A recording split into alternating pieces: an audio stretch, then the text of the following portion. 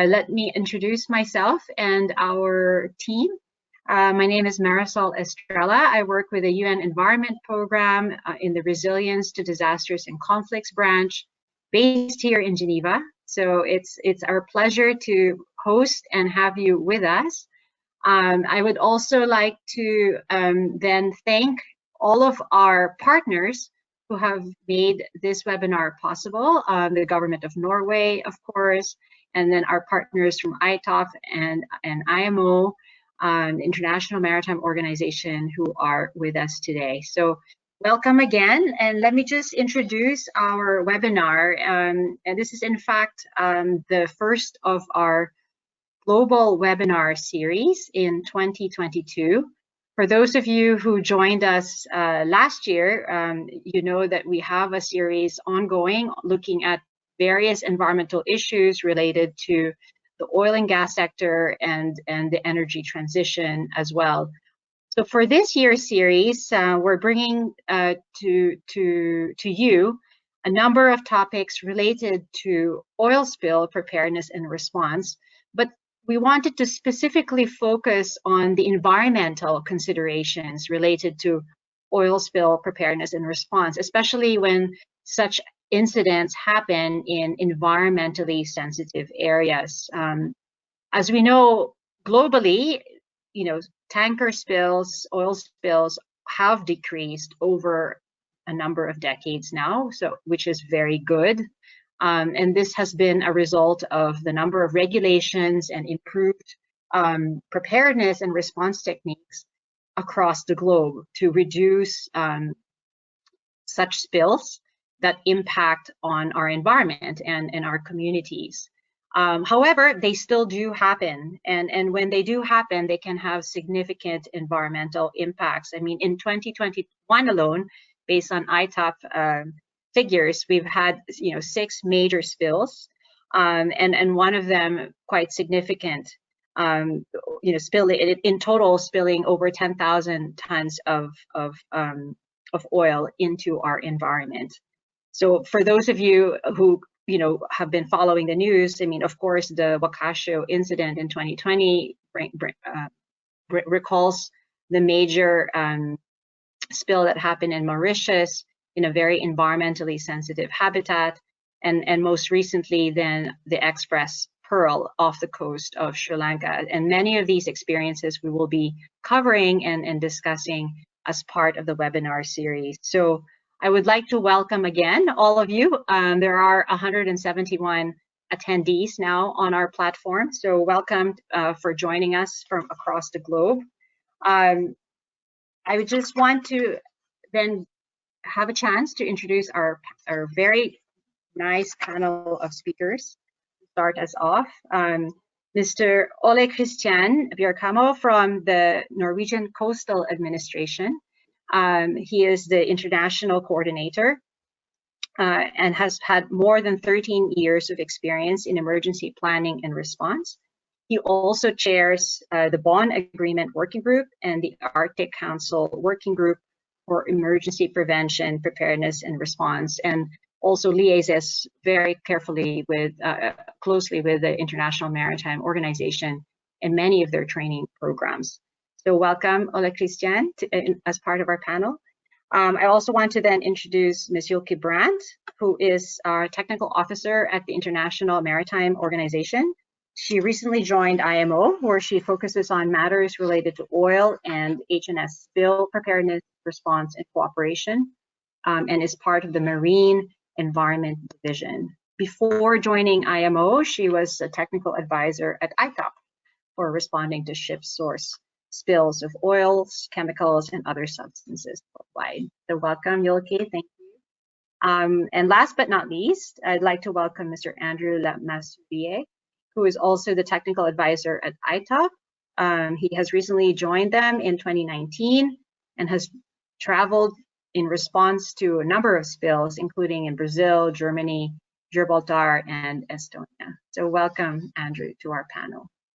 And also behind the scenes, of course, our team at UNEP, Bernice Opong, who maybe you could like to also share your camera, and my colleague Devashri Pillai, who is also behind the scenes supporting us this webinar.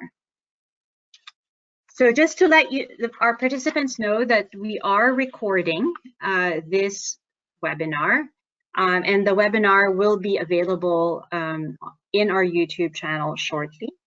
And just to kind of give you a sense of how the platform works for those of you where it's new, you will not be able to take the floor verbally, but you can type in your questions. So on your panel, there should be a question box where you can type in your questions, and I will take as many questions as we can as we move forward. So I'm really happy to be able to moderate for you between our panel, with our panel.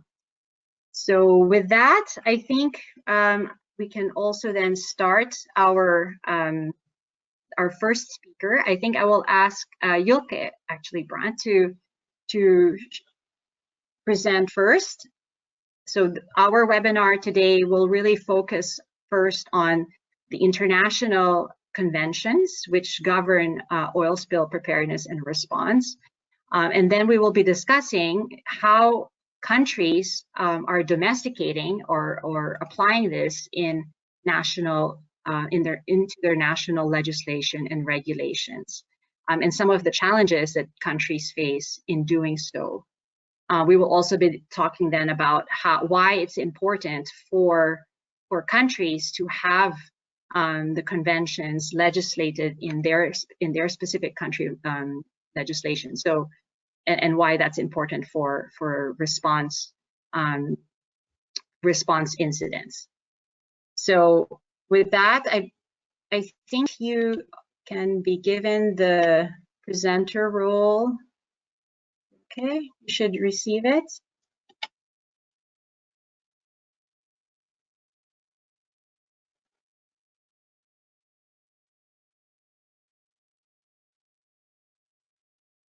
I believe that is working now. You can see my screen? Yes. Okay, perfect. So good morning, good afternoon, dear participants from around the world. As I can see, we have now more than 200 attendees, which is great. I would like to also welcome you to the first of the 3 global webinars focusing on strengthening national oil spill preparedness and response in environmentally sensitive areas.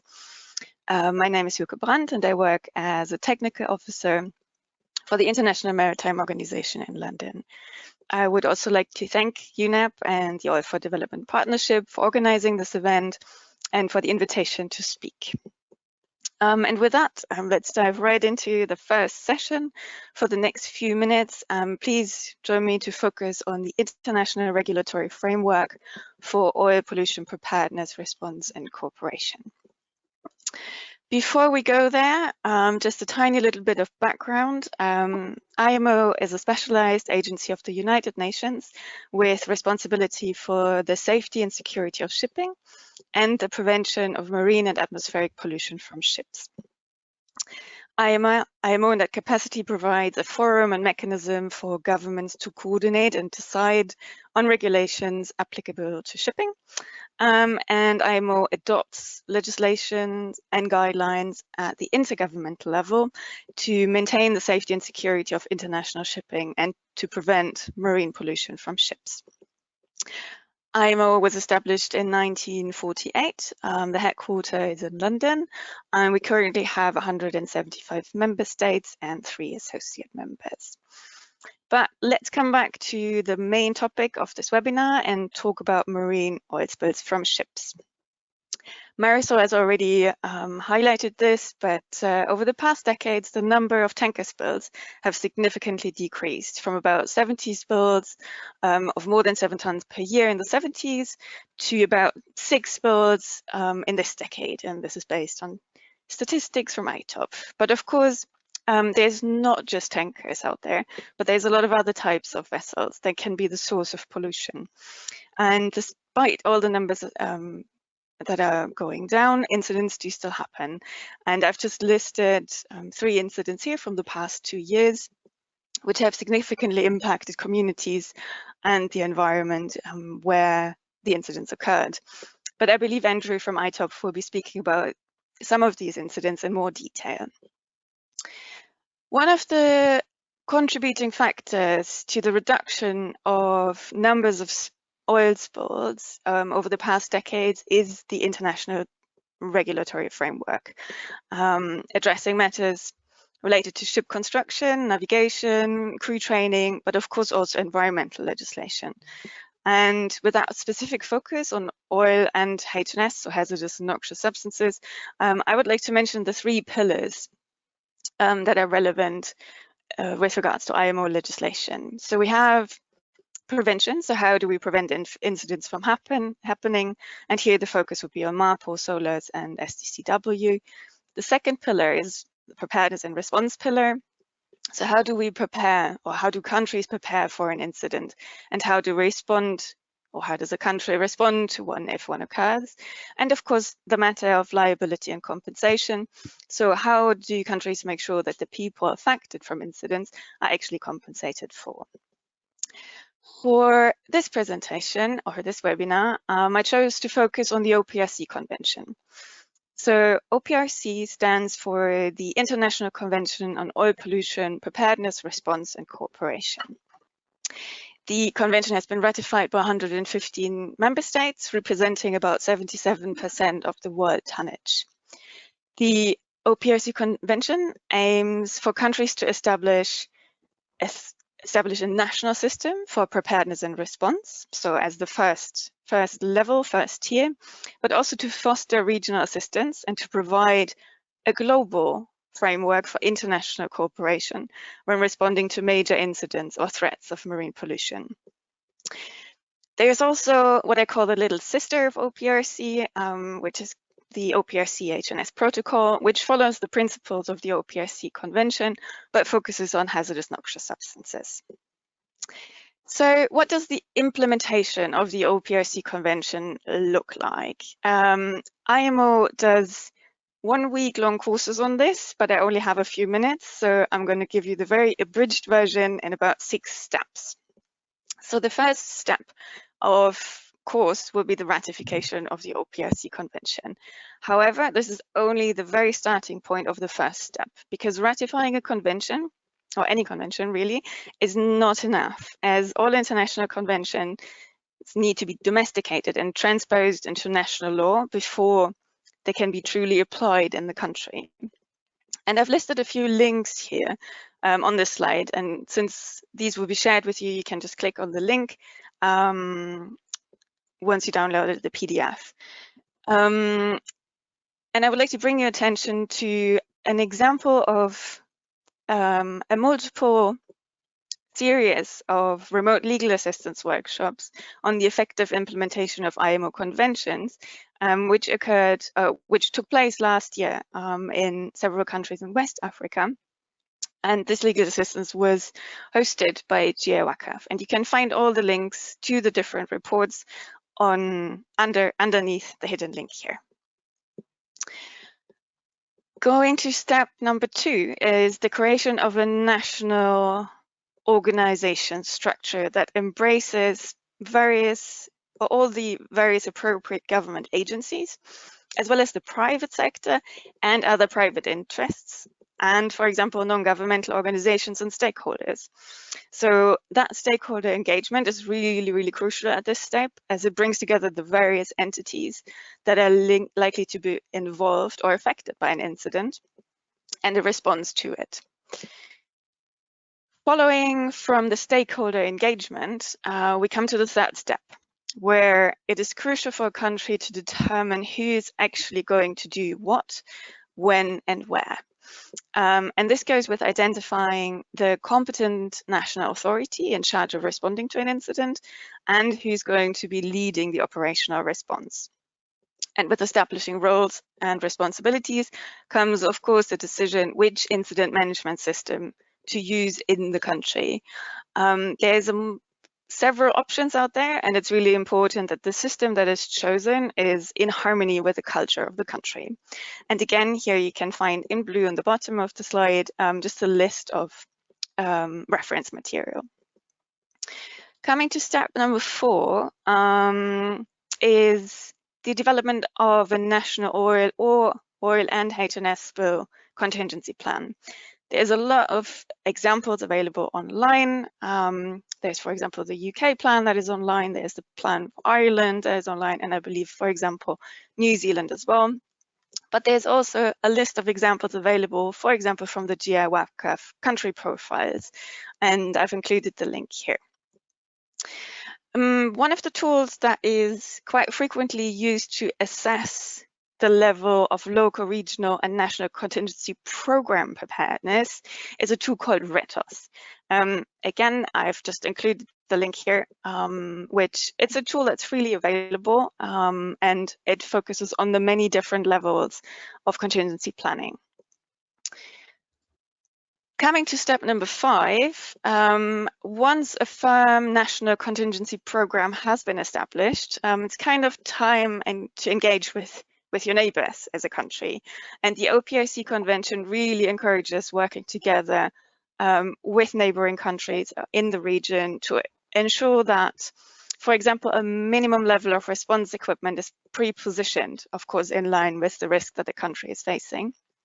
The OPRC Convention really encourages regional contingency plans and mechanisms to respond, for example, to transboundary spills, and it encourages mutual support to provide assistance to other states in need when it comes to not just equipment, but also to personnel and expertise.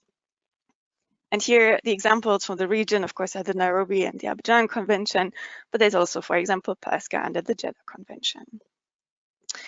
And with that, we come to the last step, which is making sure that all of those plans and agreements do not only exist on paper, but are also exercised, trained, updated, and reviewed to make sure that the country and the region is actually really prepared when a spill does occur.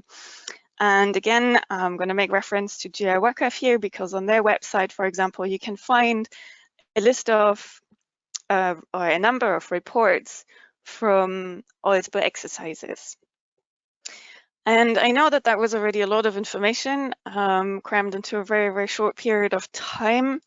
And that is why, for example, if we're looking at this last slide of my presentation, I would like to highlight that there is the guide on the implementation of the OPRC Convention and the OPRC H&S protocol, which is a rather detailed document, and it's kind of, it has the format of a checklist, basically, which really can guide countries through the process of ratifying and implementing the OPRC Convention and the OPRC H&S protocol. And with that, I would like to end my presentation, and I would like to thank you very much for your attention and attendance, and wish you a very good webinar. Please let me know if you have any questions. Thank you very much.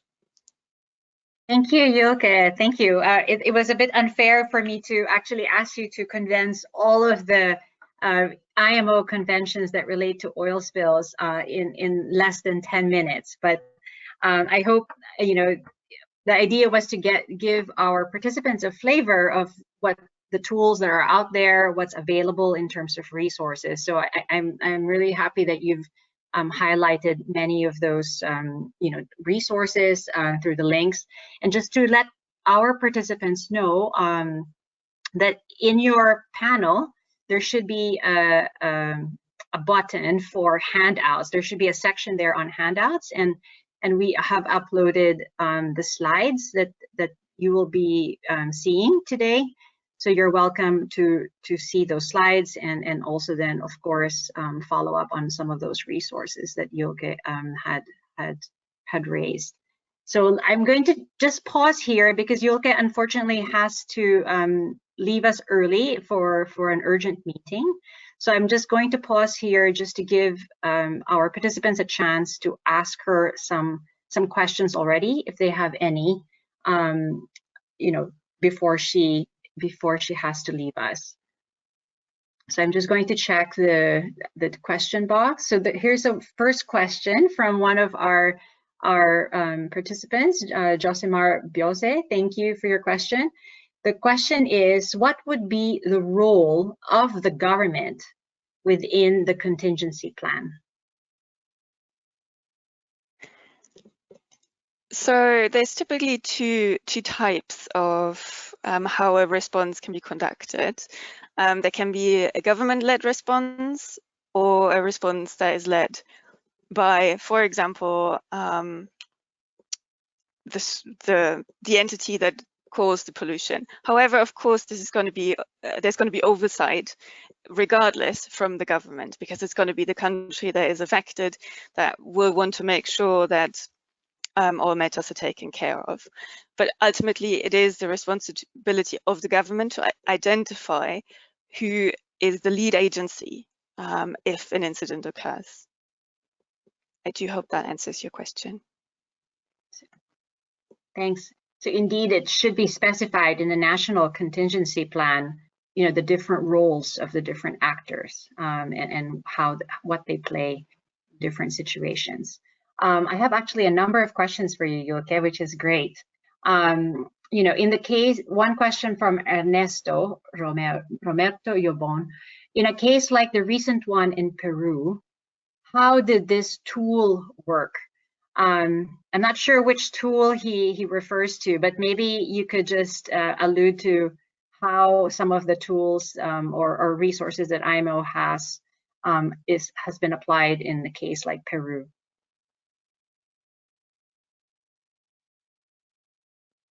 I think it would help me a lot to understand what tool is meant here. But I think, so for example, RETOS, the tool is really not a tool that is applied during an incident. This is a tool that is used in order to assess the level of preparedness of a country.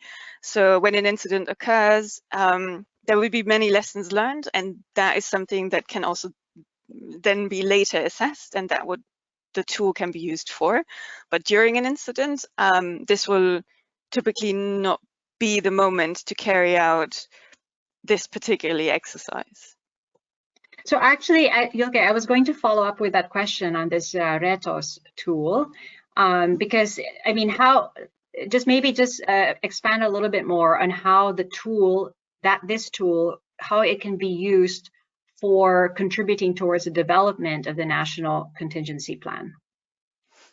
So RETOS also is a tool that's it's similar to a checklist. So depending on the level of preparedness of either a country or a terminal, so there's different levels associated with this tool. So it's quite important to choose the right level depending on what needs to be assessed. So if we focus on a national contingency plan, this is one level. So here we're looking at a checklist based on a number of questions. So I don't really recall the number of questions, but it's then up to the stakeholders engaged in either developing or updating the plan to address all of these questions.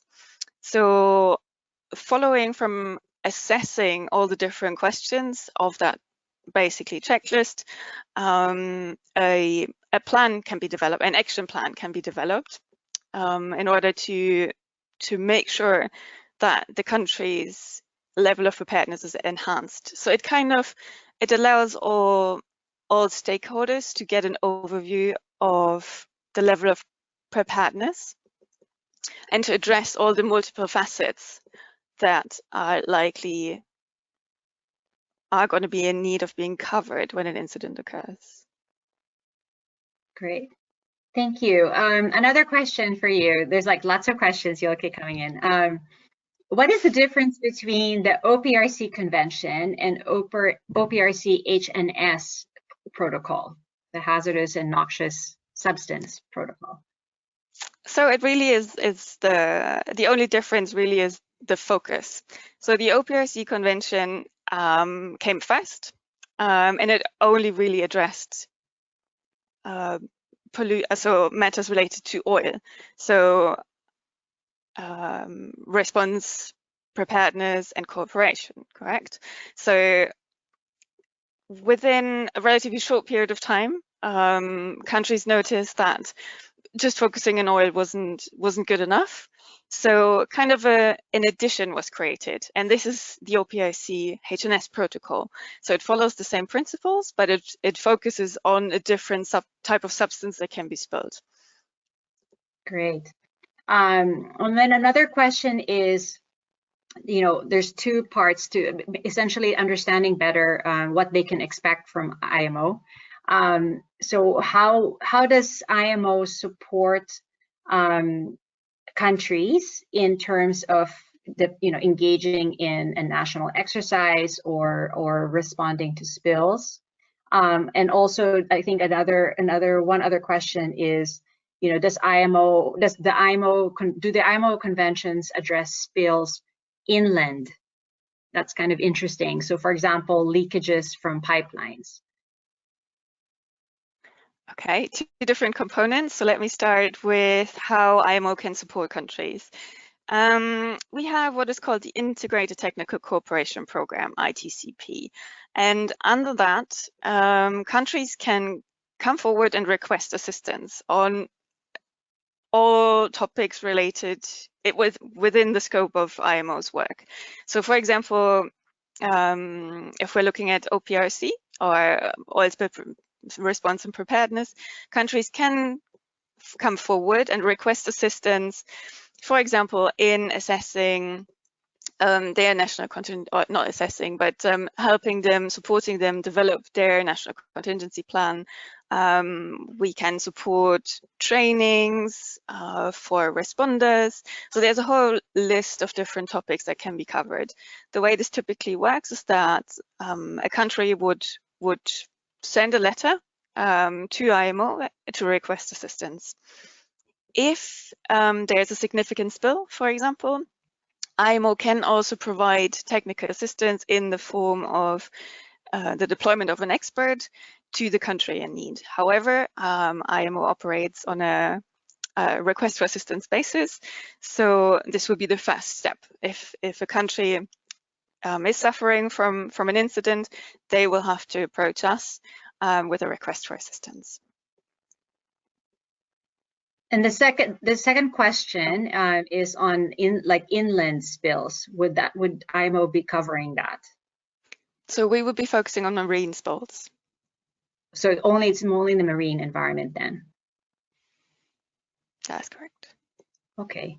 And the final question is, do countries have to be signatories to the IMO conventions in order to seek assistance from IMO?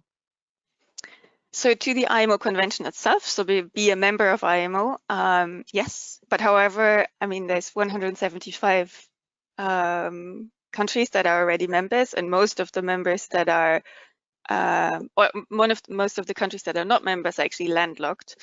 So the likelihood is quite, the chances are that countries are a member of IMO, and it's not technically required, for example, to request assistance if a country is not signatory to OPRC. However, of course, it enhances already a country's level of preparedness if the OPRC Convention is ratified. Okay. And I think just a follow-up question, because you do make mention of some of the programs that IMO is supporting in terms of domesticating the IMO conventions into national legal frameworks. So let's say the GNEOG program in West Africa. What are some of the challenges that countries encounter in doing so when they try to translate the IMO conventions into national legislation? Well, I think there's quite a range of different challenges associated with this, and sometimes the first step is really sometimes even awareness, so that ratifying a convention is only the first step. Conventions do need to be domesticated into national law. That is something that we encounter frequently, that this is something that countries need to be reminded of.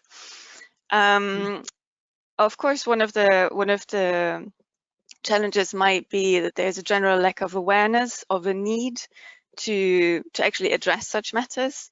So what we face frequently is that if a country, for example, has had an incident, of course the awareness that or the awareness of associate legislation or international framework will be significantly raised. So another challenge that countries are occasionally facing, of course, are funds or a change of government, a change of focus. Yeah, this is just to give you a few examples of the challenges that we've seen. Great. Thank you so much, Julke. I think there's still actually a number of questions, but I think some of these questions will be also addressed in our subsequent presentations now. But I just wanted to maybe just close this first round of Q&A. And thank you, Julke, for being with us in the first part of our webinar and presenting on the IMO picture of at international level on oil spill preparedness and response. So thank you again, Julke. Thank you, Mary. Thank you. But I think the questions are starting to go into like country level, focus and how do countries implement and apply the IMO conventions. Like some of the questions are related to country-specific, country level experiences now. So I think it's good. It's a good segue to turn to our next presenter, Ole Kristian, who is with the Norwegian Coastal Administration, to share with us your experience of in Norway of how you are applying the IMO conventions in your country and some of the challenges and some of the new areas of work that you are looking at. So we see your screen. Thank you, Marisol, and thank you for organizing this webinar. It's interesting to also listen to the other speakers like IMO and ITOPF, so I look forward to that. And good morning, good afternoon, wherever you are in the world. I can see there are 262 attendees now, so it's increasing, so that's good. And my name is already presented, so I will not repeat that.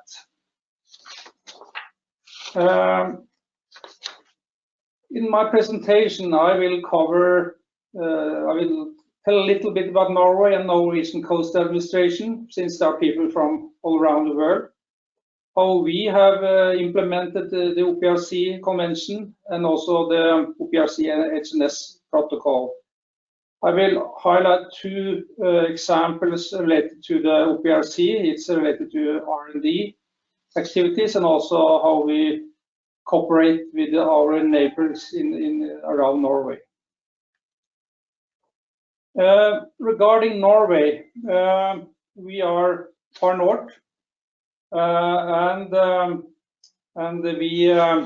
we have large sea areas, and we have neighbors around us that we have to of course take into account, related to also how we plan for the oil spill preparedness and response. We have a long coast, and but we also cover inland spill in my organization.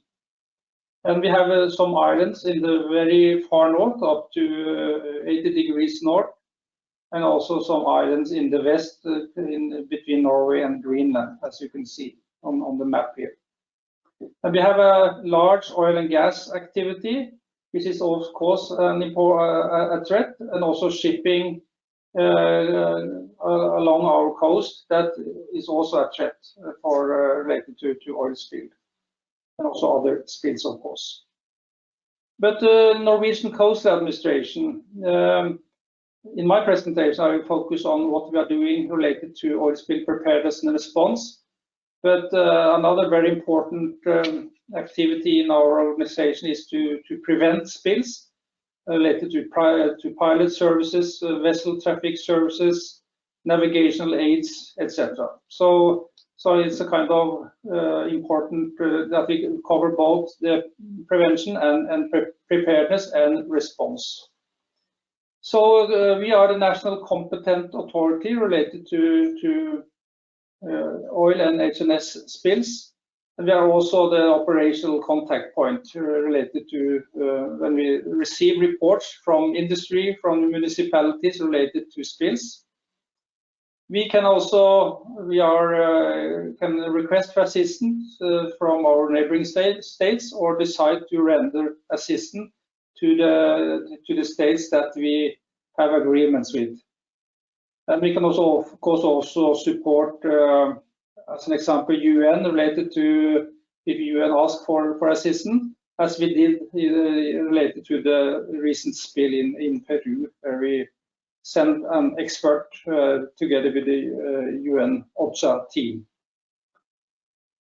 We have also an important role to coordinate the national environmental response. That's an important responsibility. We have a national plan. I saw the example in the presentation from IMO. But also the coordinating activities is training activities and exercises. And I will further come back to that later. So we are responsible on behalf of the Norwegian government related to environmental response, both for oil spills, HNS, and we also had some lessons learned related to handling cleanup of plastic pellets 2 years ago. So there are definitely many experiences related to this. We are also the regulatory authority when the industry or the municipalities has a spill. We are looking or foresee that they are doing what they are expected to do. Well, how have Norway, have we implemented the OPRC Convention and also the OPRC HNS protocol into the Norwegian law? It's not my intention to go into details about all of this, but of course we have the different articles in the OPRC on the left, and we have in the middle, we have I have referred to how it's implemented into the Norwegian law, but there might also be regulations, guidelines, national plans, etc. that is important for the implementation of the convention. So there is it's stated in the Pollution Control Act that there should be contingency plans, both related to industry, to the government and the municipalities. We have its procedures related to that all spills should be notified to the competent authority through different channels, both from oil and gas industry, from shipping, whatever. And it's also a separate regulation related to that. And what should we do after receiving a report? Well, of course, in general, it's a duty for all responsible industry that they have a duty to avoid pollution in general. But if they have a pollution, they should also initiate action to handle the spill. And as I mentioned earlier, we are the competent authority, and we'll also maybe ask questions. We can also give advice, etc. National regional response system for preparedness and response. We have some different paragraphs in the legislation. And we have also related to the international cooperation. There is also, this is stated also in the Pollution Control Act, and we have also, as I mentioned earlier, and we'll come further back to, agreements with all of our neighboring states. And of course, we have also to develop plans. If we ask for assistance, how should we really use that assistance in the best possible way? So we have plans for host nation support, which is very important. So we can use the help from our neighbors in the best possible way, without waiting for custom clearance or border crossing issues, etc. So that is also very, very important. Related to research and development, which is stated in the OPRC, there is a general text in the national legislation about best technology. And of course, best technology will be based on both research and development, but also through experience, lessons learned from exercises, from real incident, whatever. And I will also come further back to that related to some project that we are running nowadays, and also have run that we have conducted earlier. There are also some special regulations related to the petroleum activity related to best possible technology. Regarding technical cooperation, that is stated several places in the Pollution Control Act, but also we have training programs, exercises, etc. And one also important article in the OPRC is promotion of bilateral and multilateral cooperation in preparedness and response. And we have for many years developed, we have developed programs in developing countries. But also we have also submitted expert or sent expert to during incidents. So the Norwegian Oil for Development program is I think well known, and I refer to some states here, and I know that there are very many from Kenya that should have registered for this this webinar. But these are examples on states where we are, which we are supporting through the Oil for Development. This program will be a little bit changed, and it will be something else in the future. And how this will look like in the future is under consideration. But we can also offer assistance through United Nations, as I mentioned, the experts sent to Peru a month ago.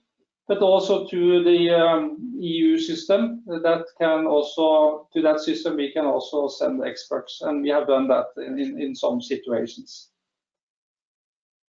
So that this is some examples on how we have incorporated the OPRC Convention into our law.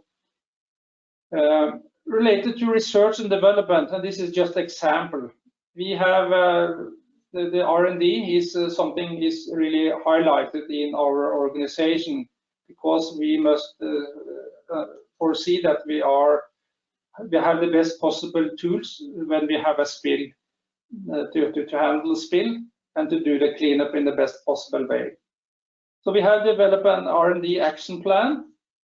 I will highlight some project. There's quite a large project going on these days. It's called IMAROS, improving response capacities and understanding environmental impacts on new generation of low sulfur marine fuel oils, IMAROS. This is a large project, several states in Europe involved, and it's partly funded by the European Union. And through that project, and also the project below, the low sulfur oil in cold waters, Arctic Council project, has brought us a lot of new information that is important for the oil spill preparedness and response, because we have identified that these new oils might be some of these new oils might be very challenging when we have a spill, especially in our waters, because it will be very thick and difficult to take up. I will come back to this later. But we have a project on dispersions. We have some new tools related to response planning, remote sensing, common operational picture, using a satellite, airplanes, drone, whatever, to kind of put together a common operational picture. Project on bioremediation, in situ burning, and also viability studies, a model, how will our the different response system work in different weather conditions, because there are conditions that might be very challenging for the equipment in our areas. Our challenges might not necessarily be the challenge challenges in let's say in Africa, where we have a totally different water temperature. So that is important to note. Related to the low sulfur oils in cold water, we have through this project seen that these are the new oils. They show a wide variability with respect to viscosity, density, and pour point.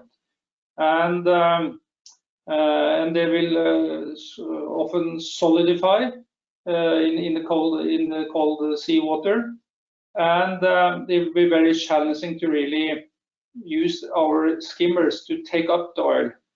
And this is the picture you can see on the right is from a test in our test facility here in where I'm working. You can see that you put the skimmer down and it will be just a hole in the oil, and no oil is really floating into the skimmer. So this is an important finding to this project, and which has created a lot of interest for us in Norway, but also for other states. So based on this R&D project, we have submitted a document as an example to IMO for the next meeting in the pollution prevention and response subcommittee, where we have informed the subcommittee about some of the challenges to make them aware of what we really can face. Related to international cooperation, which is we think is very important. We are a small country, and we don't necessarily will be able to handle a large spill ourselves. We have seen from all around the world that even big states need to ask for assistance if the situation is serious and if the spill is big enough. So we have agreements. We have something called Bonn Agreement covering the North Sea area, all the states around North Sea, including also the last member, Spain, and Ireland, France, etc., and the other states around the North Sea. We have the Copenhagen Agreement, and these two first agreements are maybe the oldest agreements established. Bonn Agreement is from 1969. It's quite an old agreement. We have also a bilateral agreement on oil spill response between Norway and Russia in the Barents Sea. Of course, the situation in Russia is definitely a challenging issue nowadays because of what's happened this night. But nevertheless, we have this bilateral agreement, and we exercise this agreement every year. We have the newest international agreement between all the Arctic states, all the states around the Arctic, 8 states. And we have also a bilateral plan with UK related to oil and gas in our nearest area, in the border area between Norway and UK. We have cooperation with the European Union, Arctic Council, and also bilateral cooperation with US and Canada related to oil spill preparedness and response. So that was my last picture. So please, thank you very much. And I assume there might be some questions. Thank you, Kristian. I was just about to say that we should be wrapping up so that we can have some time also for Andrew's presentation and discussion. But I think your last slide really highlights one of the most important aspects of also when we think about domesticating the IMO conventions into our national legislation, that it should also continue to consider the bilateral cooperation you have with your neighbors. So we'll come back to that discussion shortly. We'll take a round of questions after Andrew's presentation. So we'll take on the questions from Kristian's presentation and Andrew's presentation collectively. So type in your questions in the question box, and we'll take as many as we can. So Andrew, we'll give you the floor.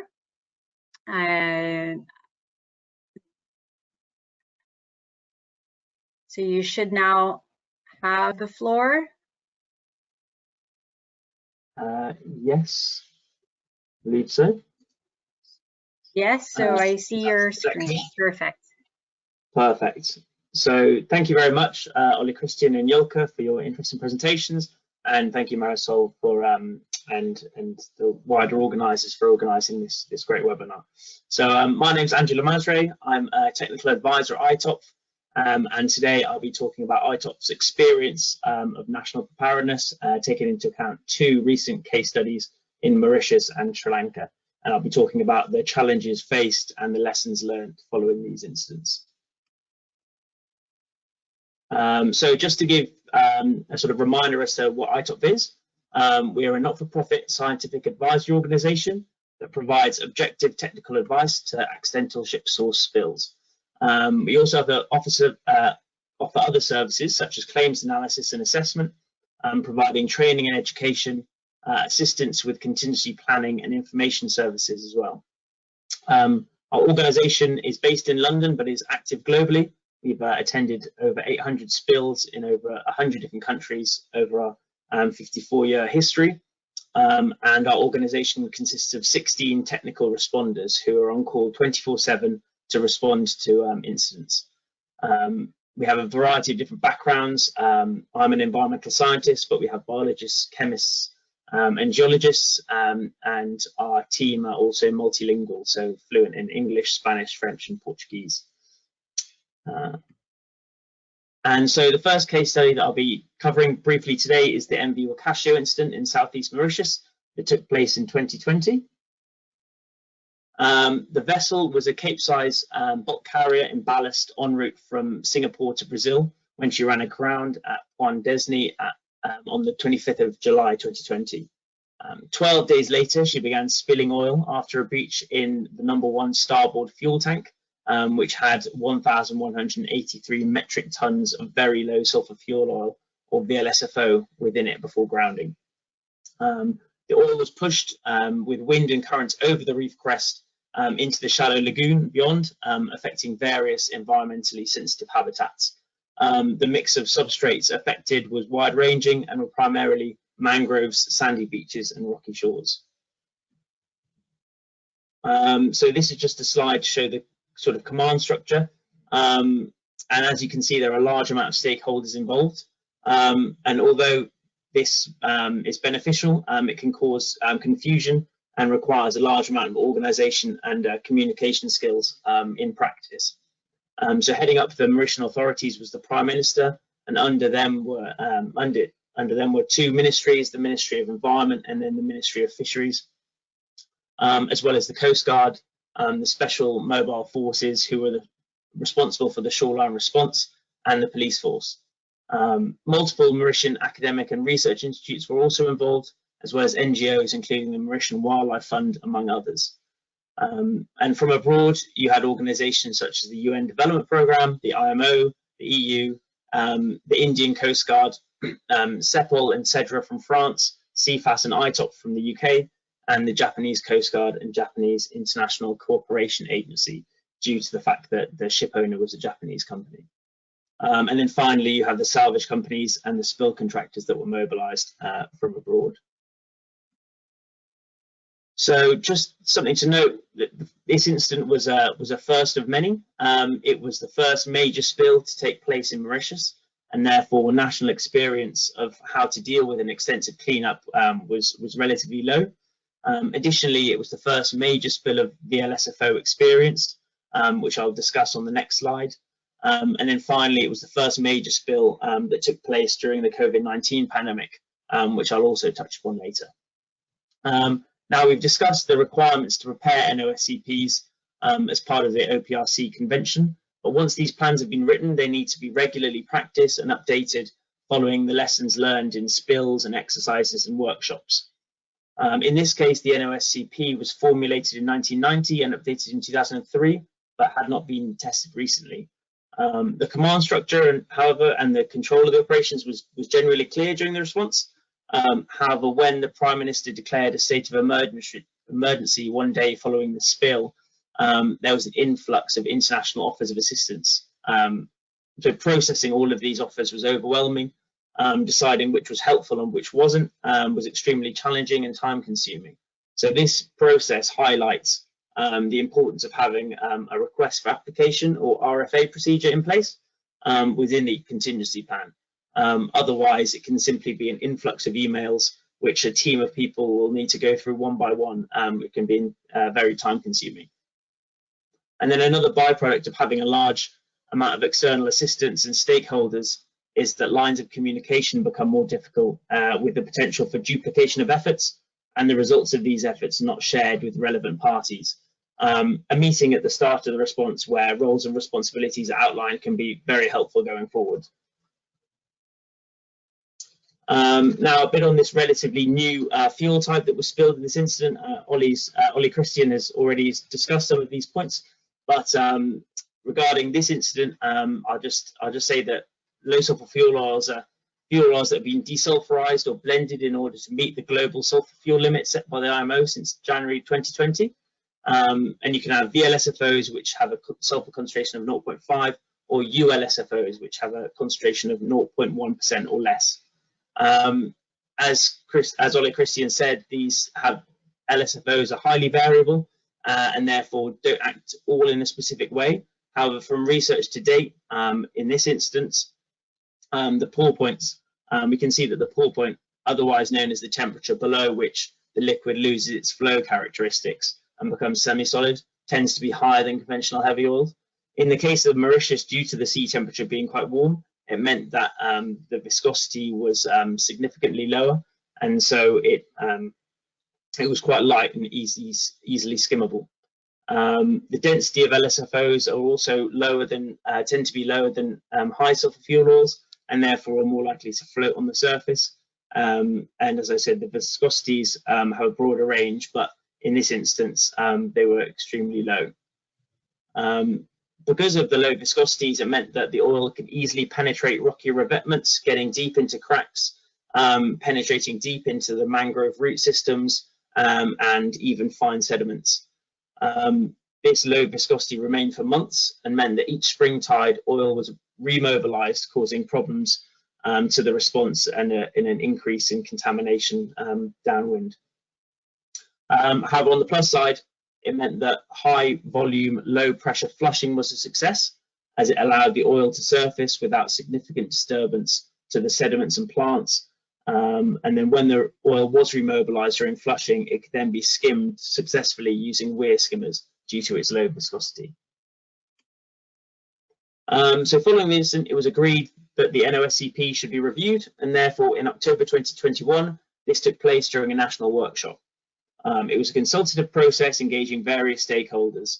This is great because the need for intra and inter-agency cooperation is paramount when it comes to developing a contingency plan, so that relationships are built for future exercises and spills, and to reinforce the roles and responsibilities of one another. The updated NOSCP also takes into account not just the volume of the pollutant, but its nature and the potential effect the pollutant could have in the environment. So as VLSFOs, as research develops, they can potentially have a different effect, or as conventional oils, but then as well, as I'll go into further, there are other substances that could potentially cause pollution, not just oil. It's also understood that Mauritius is hoping to establish a specialist oil spill response team to aid the decision-making process in the command centre. And a timetable of regular training and exercises has also been planned, which are essential so that the quantity and quality of resources can be checked, relationships between those working together in the response are made, and any issues are raised and lessons learned for future exercises or spills. After all, the NOSCP should be an ever-evolving document being continuously updated.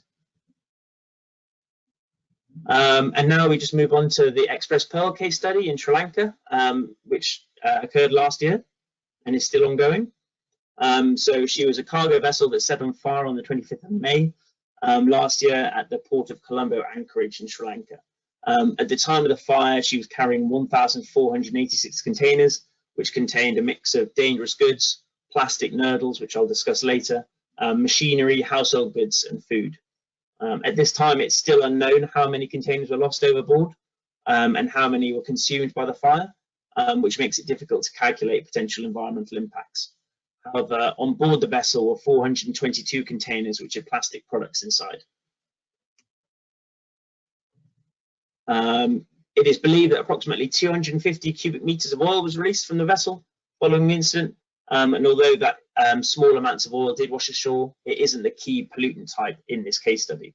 The loss of 422 containers with plastic nurdles and the subsequent release of this cargo into the marine environment has been the main pollutant. So as you can see in the top photograph, nurdles are lentil-sized polyethylene pellets that are the virgin material for plastic products used throughout the world. They're extremely mobile and float on the sea surface under the influence of winds and currents. Although oil was not the primary pollutant in this case, a large-scale response was still necessary, and therefore the NOSCP was put into force. Similarly to the Wakasho incident, the contingency plan had not been recently tested, and therefore there were some pitfalls despite the implementation having various degrees of success. The Marine Environmental Protection Authority, or MEPA, were in charge of coordinating oil spill response, and their role and responsibilities were clear. However, again, similarly to Mauritius, lines of communication can become tangled and may miss the required recipient with a large number of local and international stakeholders involved. For instance, if MEPA wanted to requisition an overflight for aerial surveillance, it could take up to 24 hours to get the green light. And as spill response is highly dynamic, these delays can potentially hinder operations. Additionally, due to the persistence and sheer volume of plastic nurdles impacting the shoreline, the response was heavily protracted, and it's still going on to this day, 280 days so far. And so the Army were mobilized in the emergency phase to assist. However, it became clear how long the cleanup would take. It was clear that the Army could not be tied down for this duration, and so a contractor-led response has now taken over. I'll just discuss with you briefly the challenges of these nurdle spills, as we've seen an increasing trend over the past few years of incidents involving them. The challenges faced are that nurdle removal techniques are very rudimentary, with primary response being manual recovery with shovels to get rid of the bulk, and then sieving to get rid of the residual contamination. Unlike oil, these plastics are not readily broken down in the environment and therefore will never naturally attenuate and will either become buried in sediment or remobilized further from the incident location. In the case of the Express Pearl, it was not known how the plastics would interact with the dangerous goods, and the potential environmental impact was difficult to understand. As mentioned, due to the rudimentary nature of the cleanup, it's both time-consuming and labour-intensive, and as well, due to the high levels of pre-existing plastic pollution on beaches around the world, it can be difficult to separate the two and to set endpoints. And then finally, I thought we just touch upon challenges of responding during the COVID-19 pandemic. So as travel restrictions were in place for many countries, either no commercial flights were available or mandatory quarantines were in place, which didn't suit the emergency nature of spills. Frequent pre-travel and post-travel, as well as quarantine PCR tests were undertaken, which led to a risk that you could test positive in a remote place with poor hospital facilities.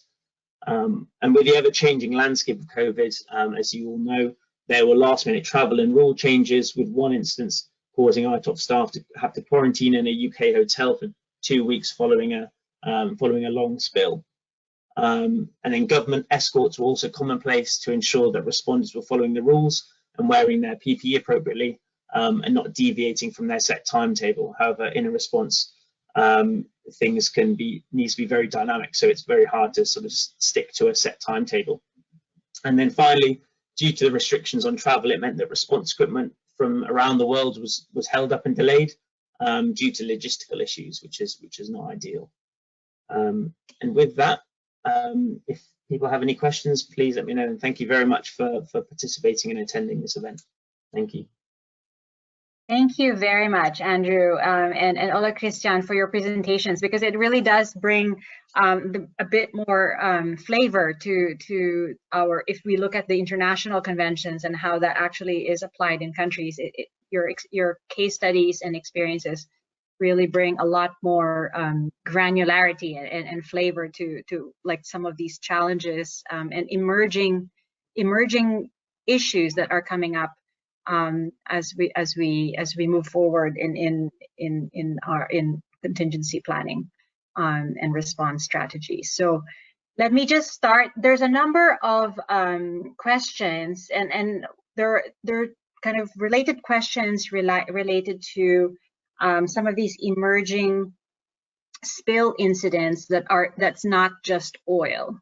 So, like, you know, spills related to what participants are referring to as alternative fuels, including hydrogen, ammonia, but also these other types of spills that include, you know, plastics and other types of dangerous goods.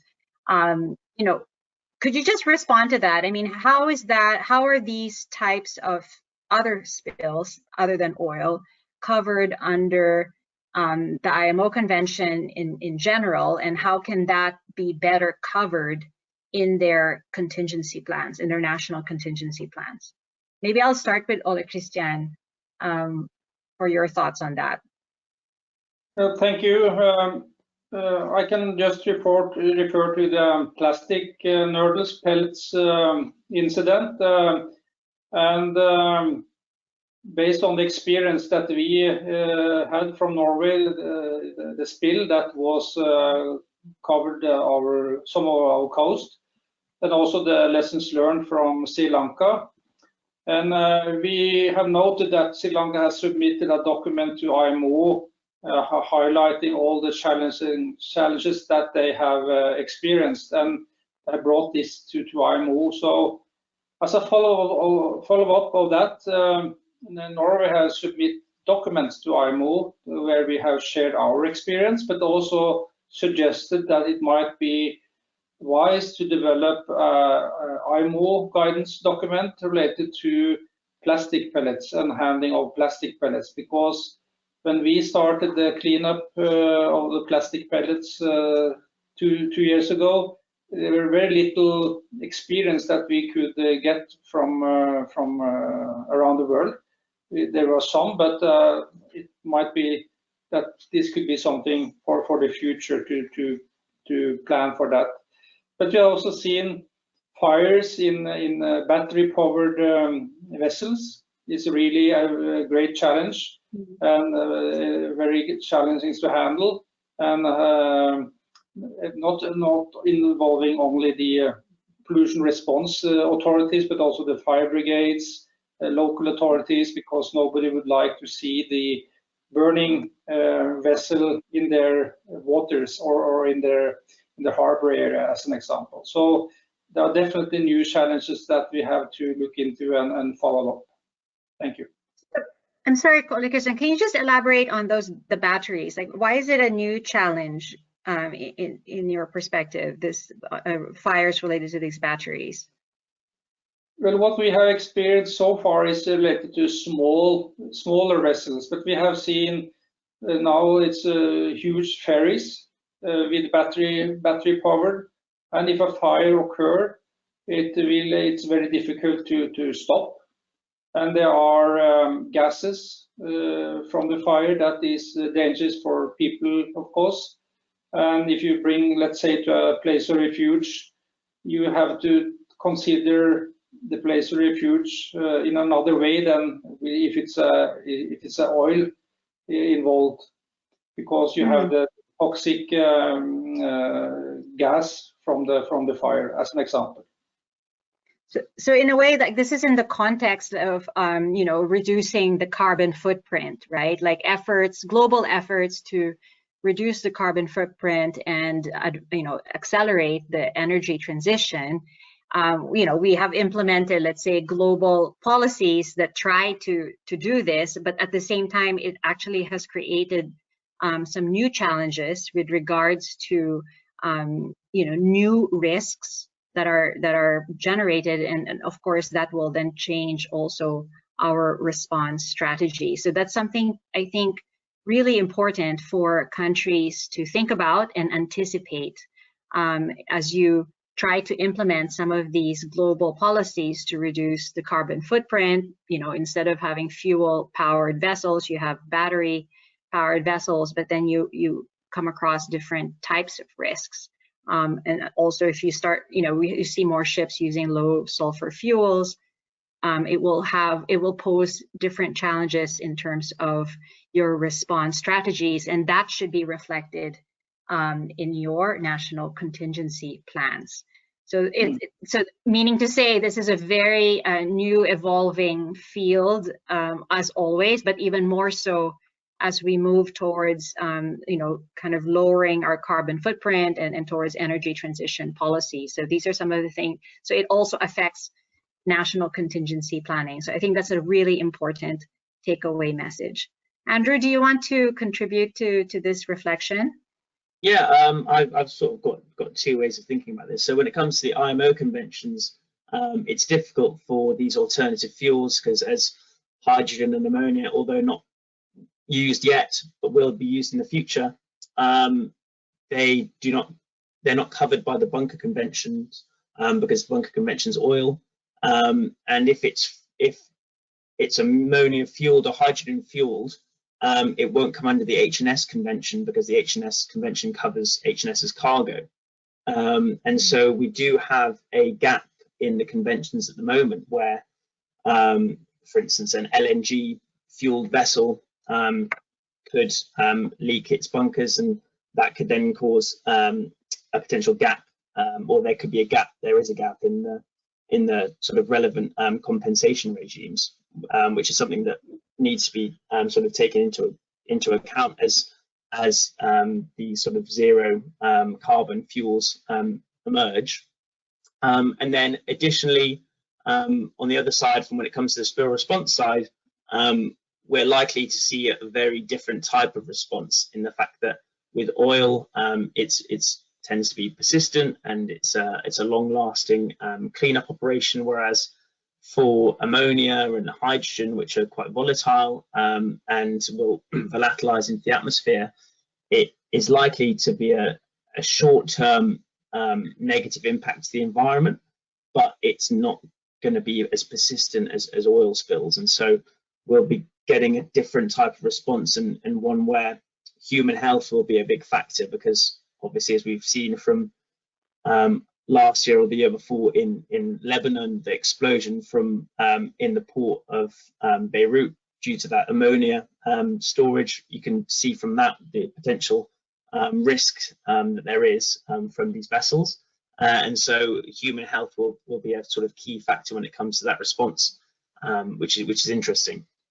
But yeah, for the IMO conventions, there needs to be discussion. I think there will be discussions in the future regarding whether you adjust the HNS convention to include bunkers as well. Very interesting. So I think this is also a message to our participants, who among which are a lot of government representatives from various countries. And for those of you who are in a position to raise some of these issues in your IMO level meetings, please do. So, I mean, these are really important new issues and gaps that we are talking about. So let me then turn to some of the other questions here from the floor. I think they wanted to just get a little bit more detail, Andrew, on the response strategies in terms of cleanup and waste management, I believe, with regards to the handling these waste streams when you are dealing with both hazardous and non-hazardous goods that are part of this complex emergency.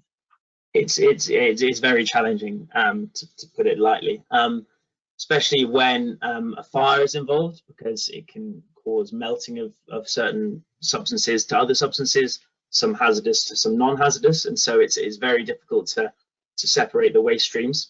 And so it's not being separated at the moment, but I believe in the future it will be they will be tested, and the PAH or polyaromatic hydrocarbon content will be measured, and if it's above a certain level, then it will be regarded as hazardous, and if it's below the threshold, then it will be regarded as non-hazardous. So that's how it is. But in this Express Pearl case, it's very hard because you have burning nurdles interacting with or nurdles that have sort of formed. They're called nurdlebergs, which are basically large blocks of nurdles that have been melted and formed together, which are actually easier to clean up. But the interaction with other goods just isn't known, and so it's very difficult to assess the different waste streams, and so testing will have to take place for that. Okay, and as we also just want to emphasize, obviously the waste component, waste management, is also a critical component of your national contingency plan. It's vital. It's something that frequently is thought about too late on in the response, whereas it needs to be considered at the very beginning. And so in your contingency plan, you should have sort of contact details for waste facilities, waste handlers, areas of where waste temporary storage facilities could be made, because if this isn't taken into account early on in the response, it can cause a bottleneck, and so you can only clean up what you can then put aside. And so if you're cleaning up and you don't have a temporary waste facility, you can effectively cause secondary contamination, and then you'll have to clean up again, but from the shoreline rather than from the sea. So it can cause a lot of issues if that isn't taken into account early on.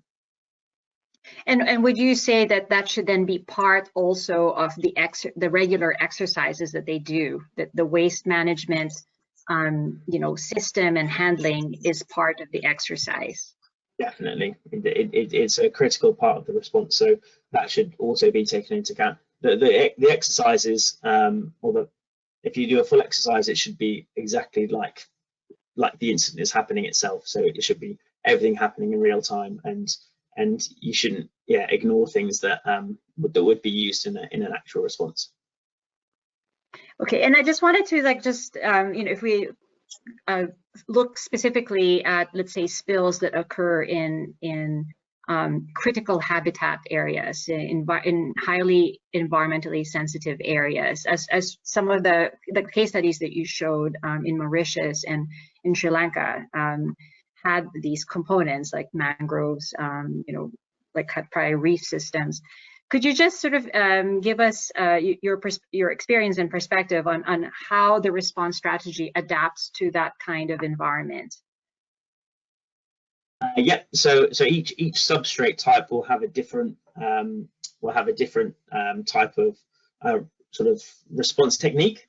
And so, for instance, you would never use high pressure washing when it comes to mangroves, because it's a very delicate habitat, and the root systems are very delicate. Whereas if it was a spill in a port and you were trying to clean oil off concrete port walls with no sort of with a low environmental sensitivity, then pressure washing would be a good sort of method to use. So different response techniques should definitely be taken into account.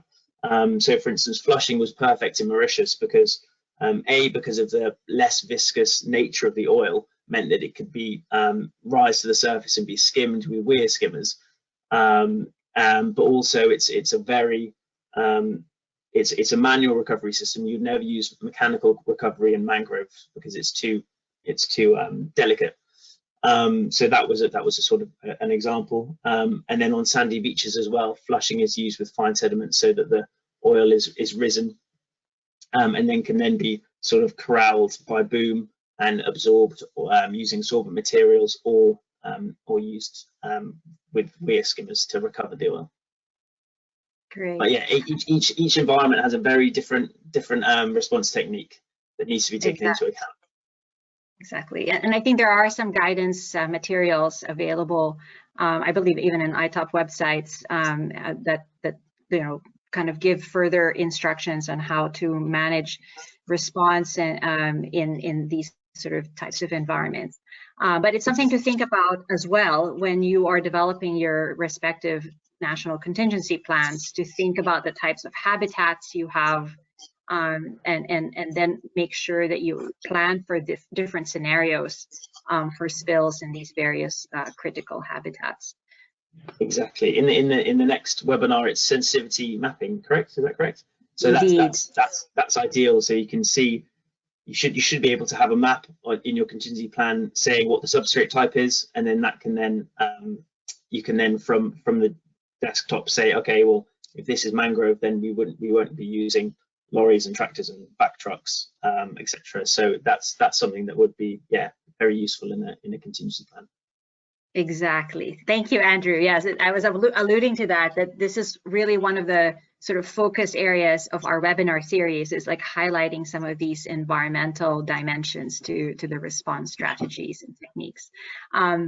Let me then turn to Ole Kristian, because there was a question about regional cooperation and how, how does the IMO convention, like what is the sort of bridge between the IMO convention and the national contingency plan and the regional cooperation? Like how does it work like in tandem? And just give us a bit more flavor about some of how, how this can be set up based on your Norwegian experience, and what are some of the challenges that countries need to think through when they think about establishing regional cooperation or bilateral cooperation with their neighbors.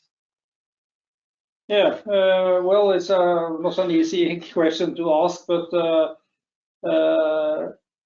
what we've seen from real life is that the oil will not stop at the border, so it most likely will affect your neighboring state in some situations, and in other situations you see that you maybe need assistance. So there are several reasons for have international or agreements with your neighbors. So, well, I was involved when the Arctic oil spill agreement was developed, and also it was a subsequent plan related to the agreement.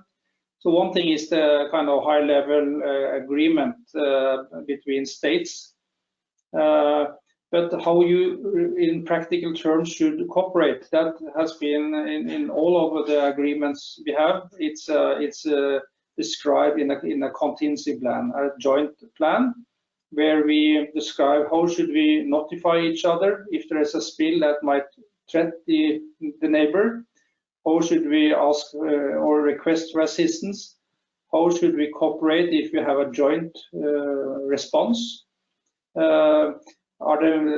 It may be need for annual meetings or meetings between the states so we know each other, maybe discuss research and development, lessons learned from incidents, whatever.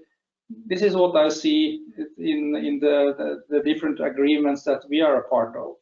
And the sharing of information between the states is important, but also that we have exercises. I think I cannot underestimate the importance of exercises nationally, but also that we exercise together. It could be a simple exercise just to test the notification procedure. That could be an exercise itself, or it might be tabletop exercises that we have a scenario describing a threat that is it's against that need assistance, or that several states should work together. And sometimes it could be real exercise, live exercises with assets at sea working together. So and we have seen also from our experience that we have in some situations asked for help from our neighbors, and from these experiences we see that the exercises has been important, because we can work very close together. As an example, when we assisted Sweden just before Christmas in the big fire in a vessel, and the vessel that was sent to Sweden has previously exercised in the area. They know the procedure, whatever. So that is important. Thanks, Ole Kristian. Actually, I mean, I think that another point, the important point that you made is when we talk about exercising your plans, it doesn't also have to be the full scale exercise involving assets and the ships out to sea per se, but it can also be, planned in piecemeal. Like you mentioned, exercising the notification process, let's say within the country, but also across, like between neighboring countries. That really just involves a lot of planning ahead, but not necessarily like being out in the field and exercise, bringing assets out. So I think sometimes this challenges or blocks many countries from exercising their national contingency plans, because they think it has to be this full-scale, deployment of, equipment and assets out. But it can really be planned and organized in a sort of piecemeal way, where you at least try to exercise some components of your plans based on what available resources you have. So that's, I think, something important that Kristian elaborated on. I'll take one more question, and I think we're going to start to wrap up. How often does one need to exercise your contingency plan? This is sort of a basic question, but an important one. So, Kristian from Norway, how often do you exercise your plan? Well, yeah, I think we exercise parts of the plan quite regularly, but normally we have one large exercise every year where we involve several stakeholders, both industry and municipalities. As an example, this year we have quite a large exercise focusing a scenario on a ship with irradiation. It is a new, also emerging risk, or not new, but it's an emerging risk and create challenges that we haven't experienced, but it's important to test out the procedure. So well, once a year we have a big exercise, but there might be also smaller exercises and also kind of exercise training activities taking part of the system. Okay, right. So it's really up to the country, I guess. That's sort of the quick answer, right? I mean, each country can determine how often they exercise and what scope and to what extent, and it's really up to you. But I think, as what Kristian says, you can plan a series of small exercise and one big exercise, less frequently, but also quite regularly. Okay, so I think with that, we will start to close our discussions. I mean, I think it has been a really very rich discussion all in all to start our webinar. I mean, I just want to then, finally just turn to our speakers and just say, what would be your one takeaway message from our discussions and what you would like to share to our participants regarding this particular webinar topic on domesticating international conventions into national legal frameworks. So maybe I'll start with Andrew this time. Okay, thank you. Yeah, so I think as we've sort of heard today, it's paramount to have a national contingency plan written up. But at the same time, it should be regularly practiced with sort of regular training exercises, because when it comes to an actual spill happening, which is hopefully won't happen to the nation, but it may, that you're best prepared for what is to come, and also communication both between inter and intra agencies. So within agencies, but also within the sort of command structure itself is paramount, because as we know, oil spills and other spills are very dynamic situations, and you need to be they're ever changing. So communication needs to be very important, because otherwise it breaks down of resources, and so it needs to be a clear line of communication from the top down to the bottom, from the head of command to the responders itself. So that's my takeaway point.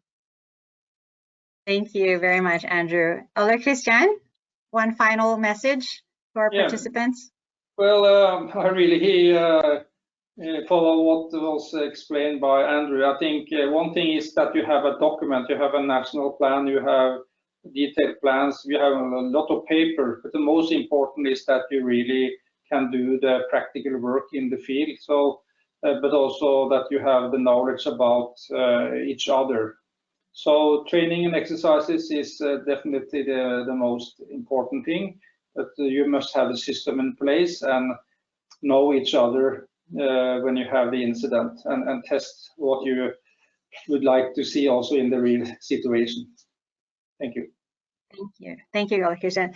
And what I would just finally add to that is our discussions in terms of also looking ahead and anticipating new emerging issues and challenges as we move forward, especially in our efforts to reduce our carbon footprint and move towards transition fuels and different practices, that how that impacts in turn on your contingency planning and how that impacts on potential response strategies that would be available to you and that you would have to tailor into your country context. So, we talked about, the increasing use of low sulfur fuels, how that impacts on your response strategies, use of alternative fuels in the future, increasing, complex emergencies with spills, including, other types of hazardous waste, including,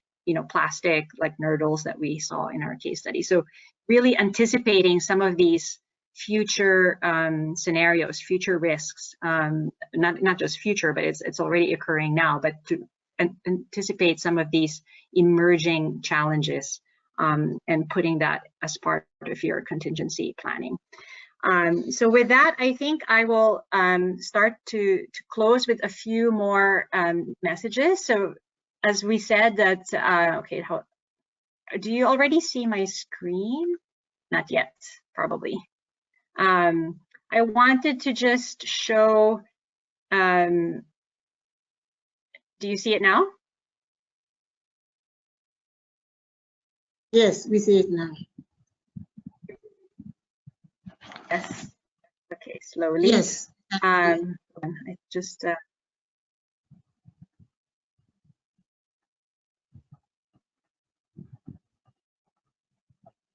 so just to as we mentioned, that this is only the first of a series of 3, and our next webinar will take place in May.